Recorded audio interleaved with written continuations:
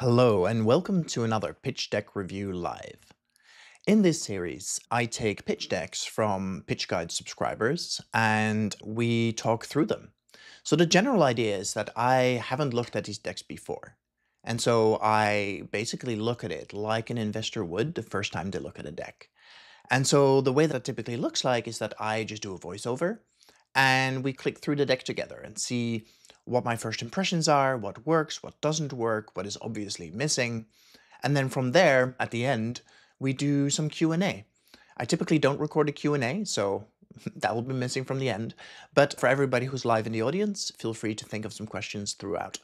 Okay, so today I have two different decks that I'm going to do a pitch deck review of. And two pretty different companies. And again, I haven't looked at the decks in advance. We'll be going on this exploration together. So the first deck I'll be looking at is from a company called Breaker Snacks. Now, Breaker has been with us as a PitchGuide subscriber for a while, and they're pretty far into their pitch deck or into their fundraising journey, I think. And for all I know, they may have already raised money, but they submitted a deck, and so let's take a closer look. So the opening slide is quite the assault on the senses, honestly. But the good thing here is that you get a pretty decent picture of what this company actually does. There's the pictures of the product, their various snacks, and it says some of the advantages, like competitive advantages that this company has compared to others. Plant-based, nut-free, kosher, etc. And so the cool thing about this is generally, I don't typically recommend that people spend too much time thinking about the design for their pitch deck. As long as the information is there and you get your point across, that's usually good enough in order to get into a pretty decent story with your investors. Now, the one exception to that is this exact example. So if you are doing a consumer-facing brand, which, a snack brand is going to be consumer-facing, it's pretty important that you are able to show that you understand. And in this particular deck, the company does a pretty good job. It's like bold and colorful, and the company's called Rule Breaker, so clearly it's breaking some rules along the way. But I think it's really cool, and I think it's a really good opener. Now, there's a few things on here that I'm not a super huge fan of. The company is talking about being on Shark Tank, and the thing is, I've had quite a few of my pitch coaching clients, I think 3 of them at this point, have been on Shark Tank. And it never works out the way that they hope it does. And what I mean by that is that Shark Tank is entertainment. Really, right? It is like it doesn't capture the depths and importances of the pitch process or what it takes to raise money. And as a result, people who are watching a lot of Shark Tank often get their pitches wrong because they're not really thinking about what it takes to tell the story to an investor who is actually an institutional investor who does this for a living. And there are advantages to being on Shark Tank. For example, you get seen by lots of people. And if you're able to take those eyeballs and turn that into customers, that is actually an advantage. But I wouldn't go on Shark Tank for the investment or really for any other reason, to be perfectly honest with you. And so my hope here is that this company has been able to turn their Shark Tank experience into something that they've been able to parlay into revenue or customers or something that is meaningfully important to them as a business. The other thing I'm missing from this slide is I don't know anything about how far along this company is. Is this slide deck an idea? Like they've never made a single cookie? Or are they like, oh, we're already in 1,000 stores and so we're expanding and we need to raise a god-awful amount of money to do that? So yeah, there's some questions here, but as a first slide, I actually do quite enjoy this. It's got a lot of the right things in it. So let's move on from there. Okay, so here it's talking about its product parameters. Now, I would call this your competitive advantage or maybe your value proposition. And this is actually a really elegant way to go into this conversation. The main reason for that is that this company, if you are trying to pitch this to any investor, the investor will have some sort of grasp on the snack market. It's in every supermarket, it's around you all the time, and so snacks is a thing that people are aware of. And the reason I mention that is that when you're pitching into an audience or into a market where there's a pretty good chance that the investors have some level of understanding of the market, you don't really have to explain the market itself. What you have to explain is how you're differentiated from your well-known competitors. And this slide goes a pretty long way towards saying, hey, these are the choices we've made, and we don't have any of the bad stuff, right? So it's already right out of the gate trying to position itself into the market in a really quite elegant way. I really like it. Oh, that was the wrong way. Okay, so next up, so this is elegant, right? So you can already see how this pitch deck is actually responding to potential pushback from investors. So what do? We make snacks. How are we different? Here's how we're different. And then the next obvious question is there really a market for this? And that's what the third slide answers, right? So it says, look, we have 3 target markets, and they're 90, 44, and 19 billion respectively. Now, the interesting thing is, if you were just going after the snacks market, I'd be like, oh, that feels like a really saturated, really busy market. And so how are you going to differentiate yourself sufficiently in order to really find your groove, basically? And in this case, the most important one, I think, is the one that's on the far right. It's a relatively small market, 19 billion, but it's talking about, hey, allergen-free, free from foods is growing rapidly. And as an investor, what I want to see is, yes, a big market, but I also want to see a market that is growing at quite a clip. It's much better to get market share in a growing market, because as the market is expanding, people are looking for new brands, than it is to do conquest sales. Now, conquest sales is, imagine you're launching a new car brand, right? People aren't suddenly starting to buy your car because cars didn't exist before. If they were in a market to buy a new Ford or Tesla or Honda or whatever, they would now be buying your brand instead. As a company, that's a conquest sale, because not only are you making a sale, you're also stealing a sale from a competitor. And so you have to overcome existing brand loyalty. You have to overcome existing notions about other brands in the market. And as a new brand, you have to convince people that, hey, the car I'm selling, yes, we're a new brand, but we're actually better than what's out there, right? That's incredibly risky and scary. Those sales are scary. So as an investor, I'm like, oh, yeah, I'm glad you're building a car, but this is scary. And so what the company is doing here is actually very elegant. It's saying, look, the overall health and sugar conscious market is huge, but there you're up against some very specific competitors. Targets 2 and 3, one of them is growing 7%, the other one is growing 14%. Those are really interesting. And if you get your branding and positioning right, that actually really helps you as a brand in order to make your sales and position yourselves in the market. So in terms of storytelling for a rule breaker here, this is absolutely masterful. The first few slides here really set the pace and really shows that the company understands what the investors need to see. Very well done indeed. And then onto the third slide, right? There is this piece where you're thinking, hey, there's a lot of snacks out there. How is this company different? Are they different enough to entice a consumer to try them out or to switch? And this slide goes a really long way towards explaining that, right? So it's talking about what are the other well-known brands out there in this space and how are we different? And the interesting thing here is that this brand is competitive both on price and on goodness. In this case, the added sugar and the sugar coming from dates is very different from, say, Pamela's, which has the main sweetener is sugar and the first ingredient is sugar. So it's a really good way of positioning yourself against your competitors. And I think in a well-established, developed market like snacks, that's a really good way to go. The next slide the company goes to is the founder slide. Nancy, hi Nancy.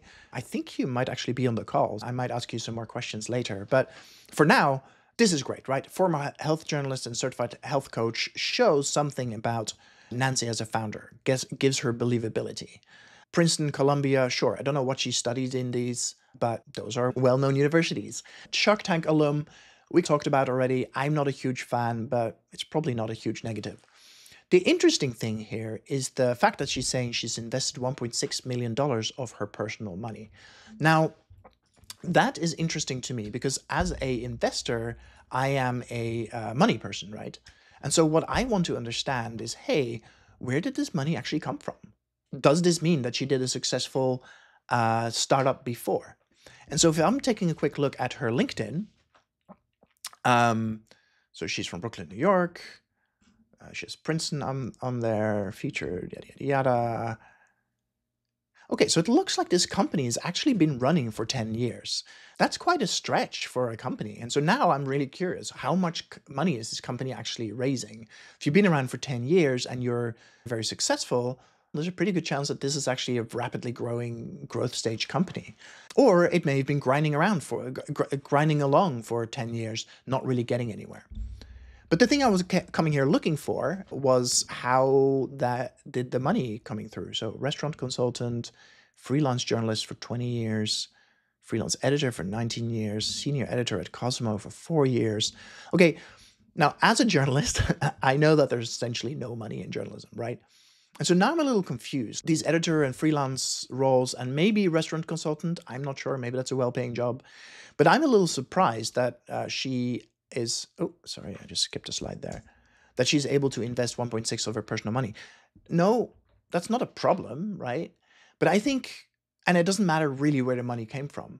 But what is interesting to me as an investor is, hey, if you have had successful startups before, I want to know about it. If you have other transferable skills, that means that you are experienced at running high budget startups or high budget companies. That is also really interesting to me, right? Look, I'm not going to give Nancy a hard time for having a stash of cash, whether that's from startups or from other source. But it does raise a couple of questions for me as an investor, not in a bad way, but just in a, oh, that's interesting. I am curious about this. I want to learn more about this kind of way. Team rule breaker. Okay, so she has a separate slide for herself, and then she has a slide for her whole team, saying that the management and advisory team has decades of experience in all aspects of national food space, including several exits. Okay, so that's awesome, but it doesn't say which exits, and it doesn't say what the experience is in natural foods. And overall, this slide isn't actually all that good. And the reason I mention that is that there's nothing on here that really tells me why Joe and Bill and Will and Michael and Peggy and Nancy are the center of the bullseye for building this type of company, right? I don't know if they've built a food startup before. I don't know if they have experience with doing large growth strategies in retail or in wholesale for that matter. And so this slide, I imagine, is very helpful when Nancy is talking over her pitch deck and explains that, oh, Jeff does this, has experience from that, and brings this to the table. But as a just click through slide, I would probably lose this, right? Unless I know one of the people on this page. There's nothing inherently on this page that makes me more likely to invest, which means that this slide really is dead weight in this slide deck. And that's less than ideal. Okay, it says it has proven traction across channels. Now, okay, so what the slide deck is saying here is that it has proven traction across channels. On the top right here, you see an orange box. That's one I edited out or blocked out on Nancy's request because that isn't public yet.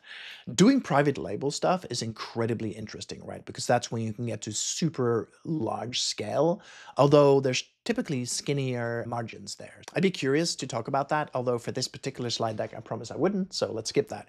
But the company says it has 10 national distributors and 4,000 grocery stores. Now that is incredible.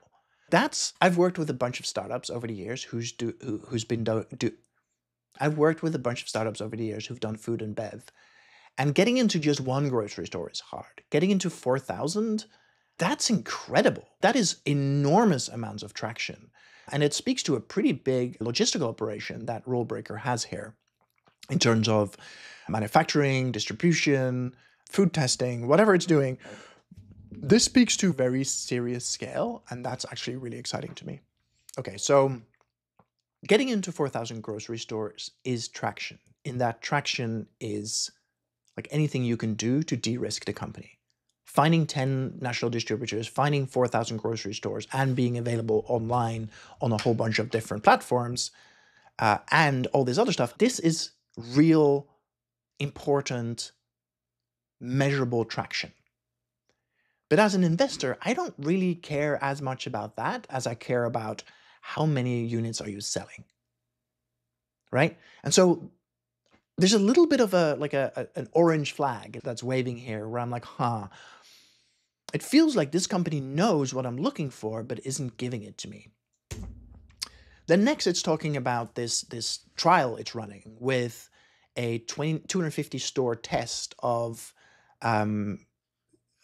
cookies that this company is manufacturing for this brand, and it's saying this might go to 2,400 locations.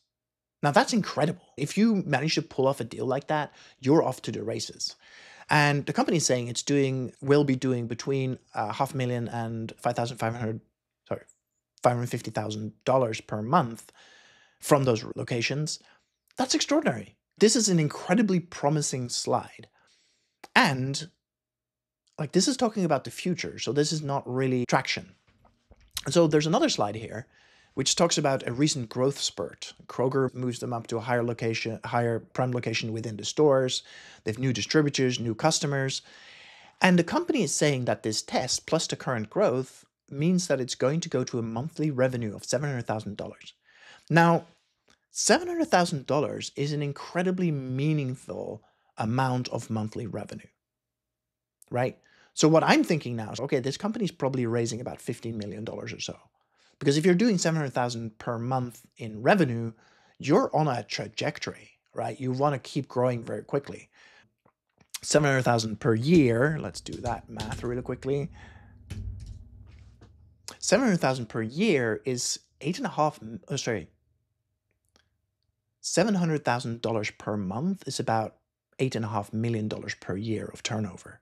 That's a real company. That's a real company that's doing real numbers. And so this is pretty exciting. The thing that's still missing here, though, is that there's no chart. I don't know how much money this company made last month or the month before that, right? And so whenever I see a company that's trying to trade on snapshots, I'm like, okay, show me the trends. Show me how this has evolved over time, and show me how you've grown this company. Now, especially given that I just spotted on Nancy's LinkedIn that this company's been going for 10 years, something is starting to smell a little bit off. Something about this pitch deck so far, it's clear that the company knows what I'm looking for, but it's not giving me that data. And that means one of two things. One, the company doesn't have the data. That would be unforgivable. Or two, the data isn't as good as it looks on first glance.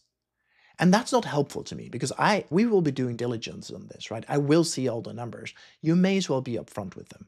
And so this, I don't know, I want to see charts and graphs. There's something missing. I feel like I'm getting a little bit suspicious that I'm about to get tricked here, which that is not the first impression you want to give your investors.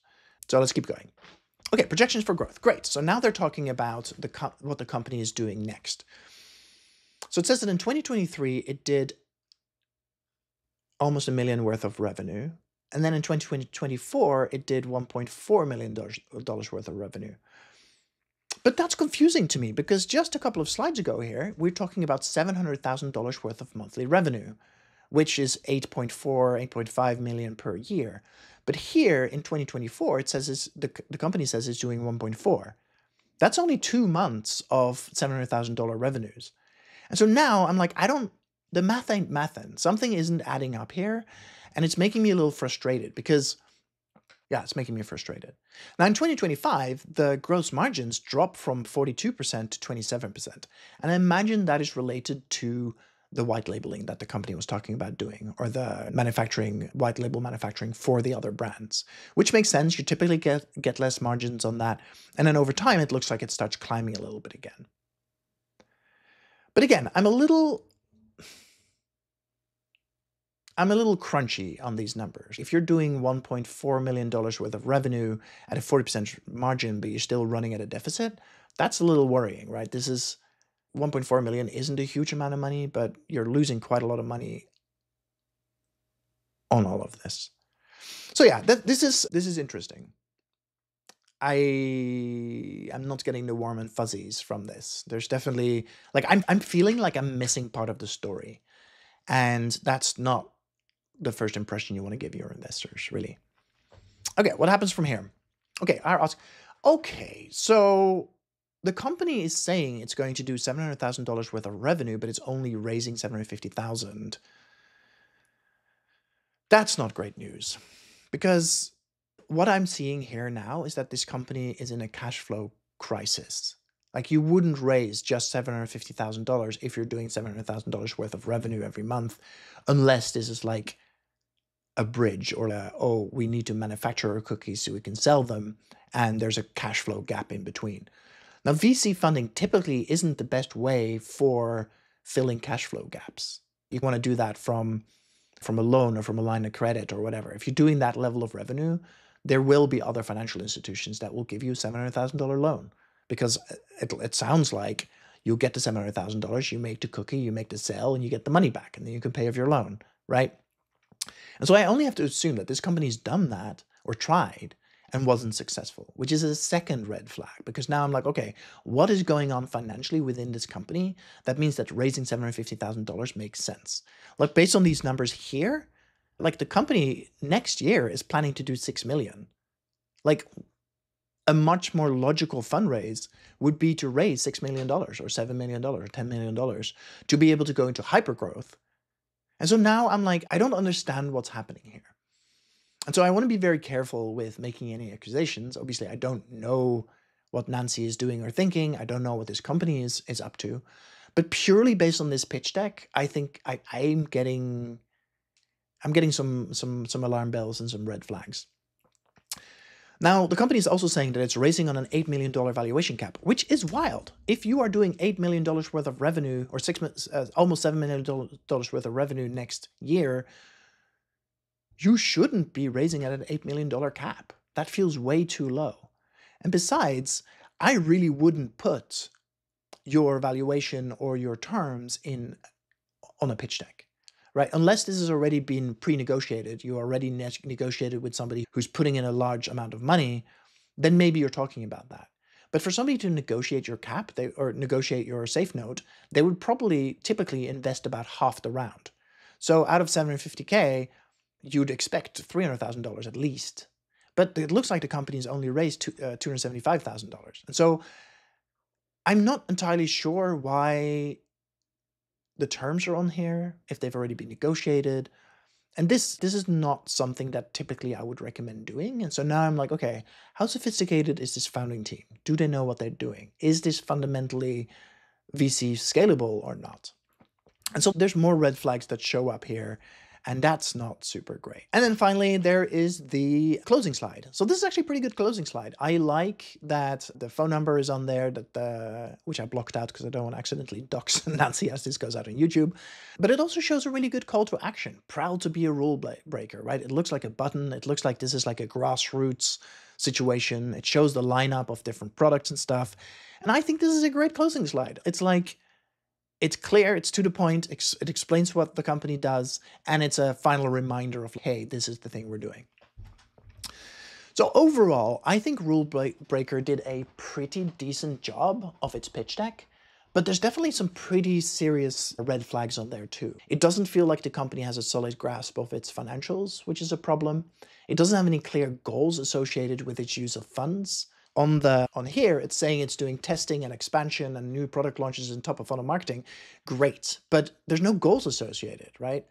If it said use of funds, launch 3 new products by mid next year, that's a much better goal. Top of funnel marketing, I don't know what that means. Are you marketing to your consumers? Are you marketing to potential retailers or distributors? What does that look like? And how much are you going to spend? I don't want to invest $750,000 if you're just going to take 700 of that and pour it into Facebook ads.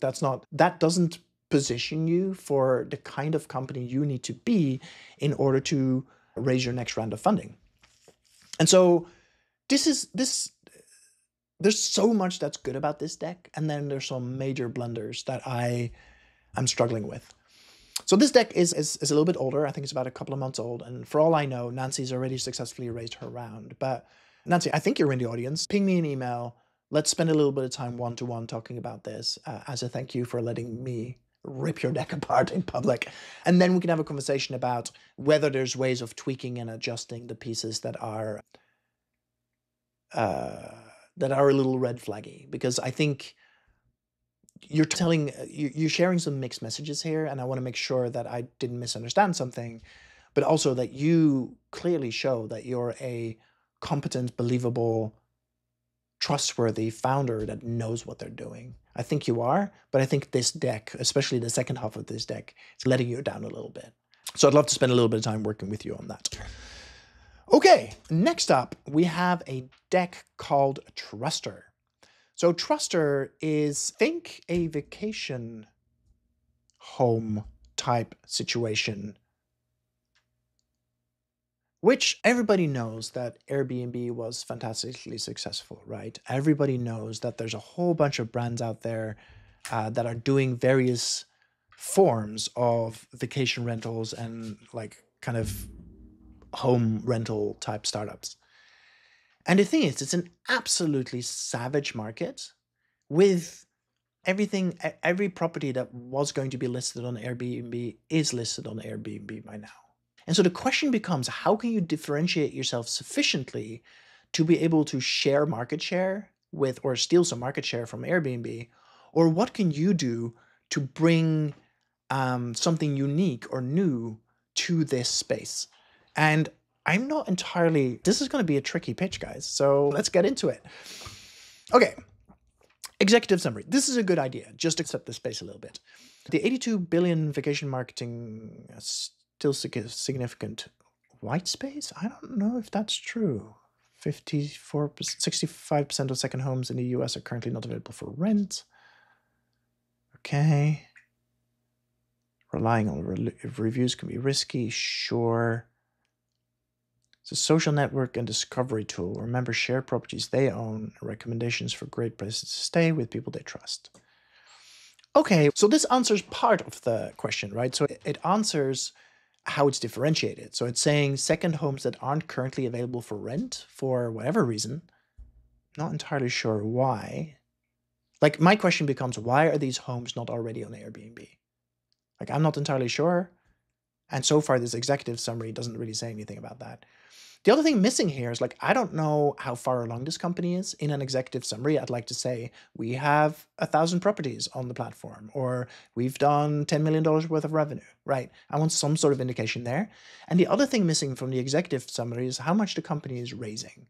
Like, I would want to know that because it helps me contextualize what this company is all about before I start reading the rest of the pitch deck.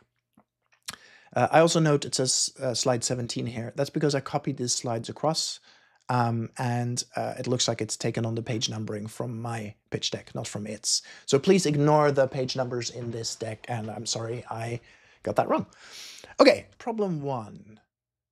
Okay, so it's talking about the... Okay, so this answers the question I had earlier, like why wouldn't these houses already be on Airbnb? It's because they don't like the idea of strangers renting to strangers or letting people that they don't know and trust into their vacation home. And that the home sits empty 10 to 11 months of the year. Sure. And so I think really what this is like, I have a friend who has a vacation property and they just have a Google Calendar where his friends can see if there's anybody in the house. And if there isn't, they can just grab it and they send him some money by Venmo, and that's how that's dealt with. So this is basically a scaled, productized version of that, which is great. I'm impressed. There may actually be a market here. When I first looked at this, I thought there might not be. Okay, problem two, finding great places to stay can be risky and disappointing. Sure, yeah, everybody's stayed at a Airbnb at some point and went, this isn't nearly as nice as maybe I thought it would be. The solution, combining private and social sharing. Yeah, okay, so this is really interesting, right? So the company is saying, look, there is a way that all these houses that are standing empty could be used to generate a little bit of extra income on the one hand, and on the other hand, could be shared with, if I had a way of showing to my friends that my vacation home is available and then make a little bit of money. You get like a social contract, right? I have something to lose if my house isn't what I say it is, and my friends have something to lose if they didn't leave the house in a nice enough state. And so I think that's actually really This is a solid business idea. Although the stuff that comes up for me immediately here is, look, you're building a two-sided marketplace in an insanely complicated and highly contested market, vacation rentals. Two-sided marketplaces are notoriously hard, right? A marketplace like this with only 3 houses on it is not useful. But similarly, if you have 100 houses but you have nobody renting it, it's also not useful. And so building marketplace dynamics is incredibly hard, and it is almost impossible to build marketplaces. It's so hard and so many people fail. So the thing I'm going to be on the lookout here now is, in this pitch deck, can this company tell a story of why it thinks it's going to be successful where so many other people have failed? Welcome to Trustr. Trustr combines the best of both worlds, dependability of word of mouth and reach of social media. Yeah, great. I think this is a solid pitch. It explains why the company needs to exist, how it's different from Airbnb. Yeah, great. Okay, only Trustr. So these are the unique selling points or the advantages. I don't have to say a lot about this. This is what I would expect to see on a slide deck like this. And yeah, it just explains the business model and how it's different. I think that's great. Okay, so Trustr versus online travel agencies like Airbnb, Booking, and VRBO. Okay, more competitive advantage, more differentiation. I think the company is spending a lot of slides on its product and its competitive differentiation, but like when I looked at the first slide, that was literally what I said. It was like, hey, this company had better stand out in some very major ways in order to be competitive with some of the very well-known brands that everybody knows and loves. And so that's what the company is doing here. It's actually doing a very shrewd job at explaining why these different aspects need to be different and how it can be stronger. Okay, how does it fit in the existing OTA market? Okay, TBD listings is a little weak. Does that mean that the company doesn't have any listings yet? And is it saying that it has a social discovery layer on top of Airbnb, Booking, VRBO, etc.? So it's doing like a review services for Airbnb? That wasn't clear to me up to this point. So now I'm confused. Maybe this is a different business model? Or essentially like a Yelp reviews for Airbnbs or something? I don't know. Now, so the company was the story was pretty coherent, and the company just lost me here because I'm now confused about what it's trying to do here. Okay, Trustr networks. They're made up of Trustr members that invite friends, coworkers. Okay, so these are like little clusters of people who have some level of trust, like your coworkers or your friends or your family or whatever. That makes sense. That makes sense. And it's saying there are many of them. Okay, that also makes sense. The business model. Okay, great, because I was curious about this. Membership is free. Okay, great.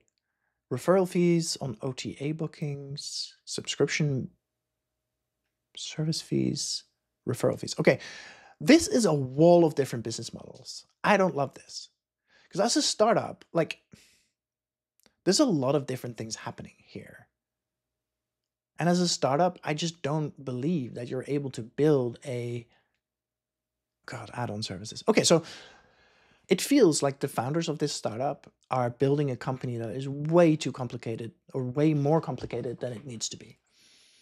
That's a little worrying because I want to believe them. I want this company to do well. But at the same time, there's a lot of stuff going on here. And each of these things, add-on services, I've seen startups that do this all by itself, right? Rental revenue, Airbnb does this. Subscription-based listing platform, that's a whole other business model again. That's essentially taking on Craigslist or what have you. And then referral fees from OTA bookings, I'm not entirely sure what that means, which is worrying because if there's like a whole list of business models and I don't really understand what all of them are and do and why they do that. Yeah, I mean, this slide is worrying to me because it feels like there's a lack of focus and a lack of understanding of the underpinning business fundamentals of what this company is going to do. And so if I were talking with these founders, I'd be like, hey, what's going on here? What are you focusing on? And can you drop everything else? Especially if this turns out to be an early stage startup, which I'm starting to get a sense of. This is just too much. You can't do all of this well. And so it means that you're setting yourself up for failure, which is worrying. Okay, total addressable market, listing side and recommendation side. Okay, all of this makes sense. And you have to grow a dual-sided marketplace very rapidly for this to make sense. So I believe that there's a large enough market here. Do I believe that? I'm not sure what the recommendation side is. Is that the reviews for Airbnbs? 10 million members? That's a bold challenge. And each member posts 5 recommendations? Look, even the most avid Airbnb reviewers don't really do 5 recommendations, especially not to this level, I think. Or maybe they do, I don't know. Look, I'm not going to give the company a hard time. I believe that there is a large enough total addressable market for what they're trying to do, and so I'm not going to give them a hard time. But the fact that they have 2 business models and 2 addressable markets here, again, smacks of lack of focus, and that makes me worry about how sophisticated these investors are. Or that makes me worried about how sophisticated these founders are. Terms of the raise. Oh, goodness. Okay, so this slide is not good. So the company is raising $1 million on top of the 700 already spent. So did it spend money it didn't raise? Or is it raising... So it's not entirely clear to me whether the company already raised $700,000 and then spent that money and is now raising another $1 million round. Or... I don't know, this is a little confusing. But the much larger red flag here is the same as for the previous company we talked about, right? So putting your valuation cap on your slide is a bad idea unless you have a signed term sheet in front of you. Like, this is not up for you to negotiate. Of course, you might want a $10 million cap, but if you do, that's a negotiation. And like, I haven't seen any traction yet, so I don't know how many properties the company currently has or how much revenue it's doing. So I can't really determine whether or not these terms are fair. What I will say, though, is that you never have to explain what a safe means. Like, investors know what safes are. You don't have to spell out simple agreement for future equity. It is so standard in the industry that if you spell it out, it makes me think that you just... like, either you just discovered what a safe was, in which case you're not an experienced founder, or you think I don't know what a safe is, which again, like, I'm a professional investor. I know what a safe is. Much more worrying, though, is 2 things. One, the terms are here, but the terms are bad. Post-money valuation, as a founder, you should be fighting for a pre-money valuation. Because especially for safes, the post-money versus pre-money makes a very large difference to how much of the company you own. So if you're arguing, if you are negotiating, you should be negotiating hard for a pre-money safe. Pre-money and post-money is often used in equity deals, right? And when you're talking about, if you're raising 10 million at a $20 million valuation, the pre-money valuation is 20 million, the post-money valuation is 30 million, because you just added $10 million worth to your balance sheet. It's pretty straightforward. The thing is, with safes, the math works out very differently. And even though the terms pre-money and post-money are the same, the actual impact on founders is dramatically different. And post-money safes are far more investor-friendly than pre-money safes. And so as a founder, you will want to fight as hard as you possibly can for a pre-money valuation cap on your safes. I want to know that you know what you're doing as a founder, and this slide tells me that you don't. This is a red flag for me because it says inexperienced founder. I would leave only seeking $1 million. That's how much you're raising. And then the use of funds we talk about separately. But the rest of this slide is actually a red flag. So be very careful what you put on your slides. Use of proceeds, $1 million raise. Okay, I don't love this. I don't love this. So the company is saying it's spending $300,000, so about a third on product development and hosting. Now, if you're an early stage tech startup, you should probably be spending more than a third on your product development and R&D.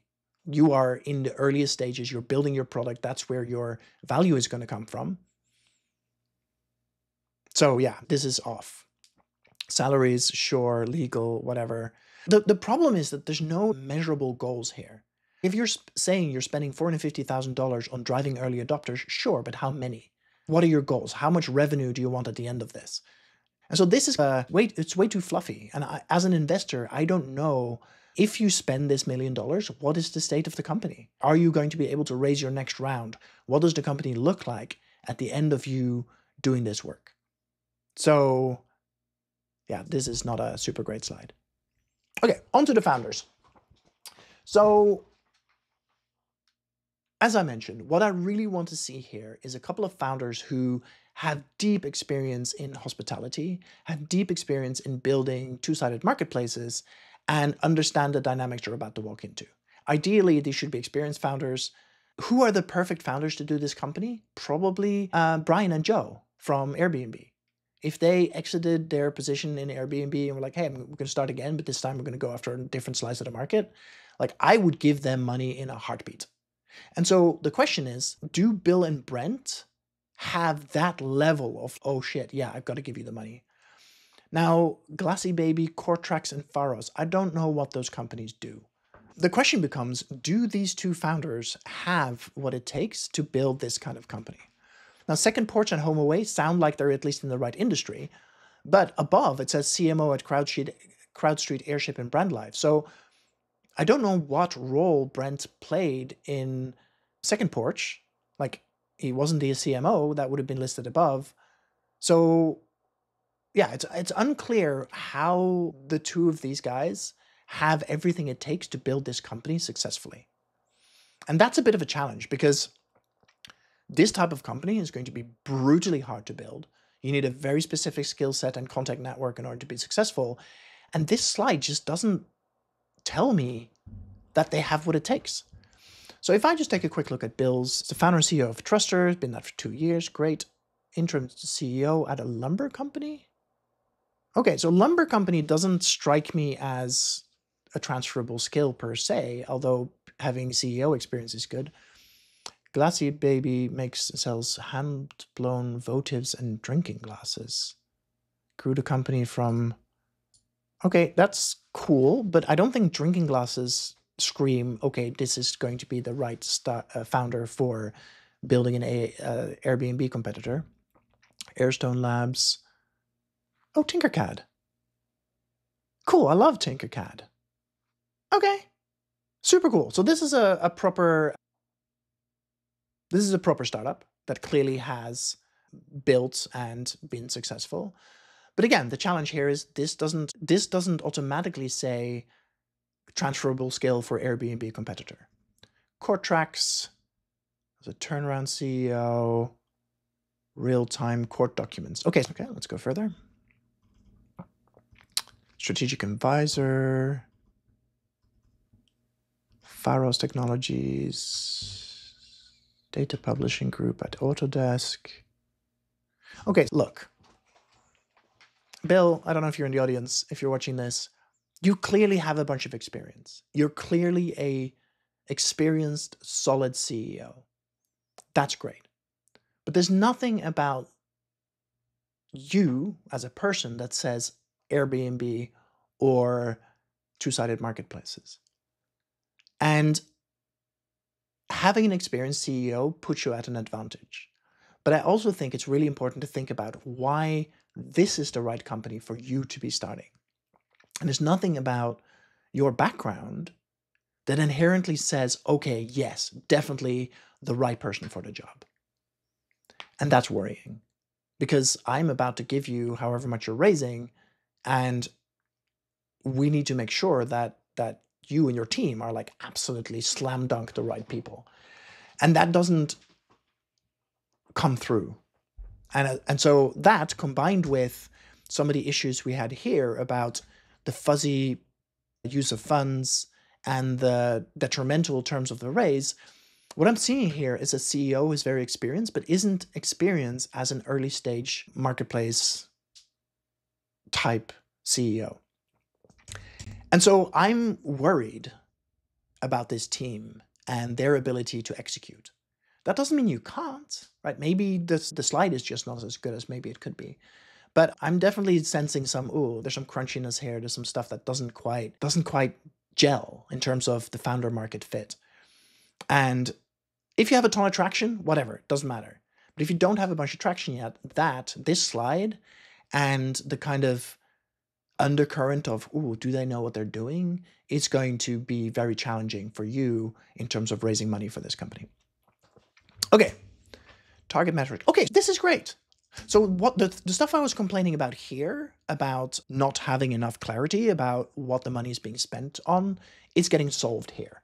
So the company is saying, okay, in year one, we're going to gun for more than 8,000 members, more than 500 circles, more unique recommendations booked. Because I'm not entirely sure what these numbers actually represent.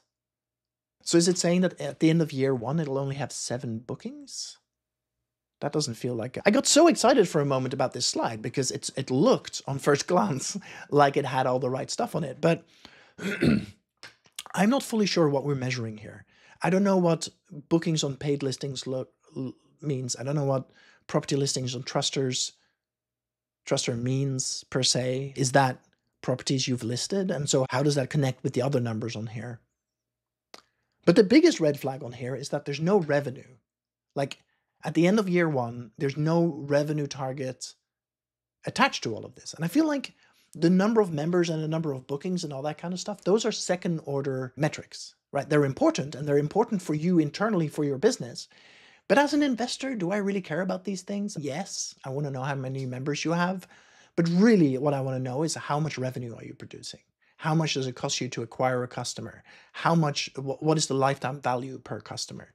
And so again, this is another red flag that's making me go, oh, these founders, like they have experience, but do they have the right experience?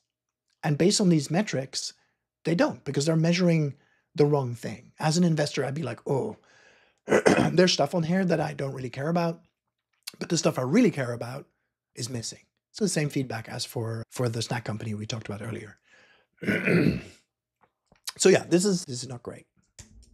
Oh, and then we're on to the appendixes. Okay, so there's no clear go-to-market. There's no clear like pricing, not really even a business model per se. And there's no traction. The company doesn't say anything about how many people are currently on the platform, how much of the product is built, etc. And so I find it really hard to ascertain what I'm actually investing in at the moment. Like how much of this is built? How many people have you tested with? Like what about this company is de-risked that makes me think, okay, if I invest $1 million, I can see why this company is growing in the right direction. And the thing is, even here, even if you raise your $1 million and you deliver on all of these goals, say you do get your 8,000 members and you do get your 500 circles and you do get your recommendations posted, right? There's nothing inherently in this that helps me understand, okay, you've spent your $1 million, this was $1 million well spent, and now you can go and raise your next round of $6 or $7 million to grow this company further. The metrics for success, the things that this company is gunning for, which is everything on this page, isn't enough to really help me understand why I should invest and why this is a safe investment. And that harks back to the previous comment I made about, look, these are experienced founders, but are they experienced at the right thing? And as a pitch deck, this leaves a lot to be desired. And at the same time, there's definitely nuggets of wisdom in here. They've identified a very specific market. They've got a bunch of experience.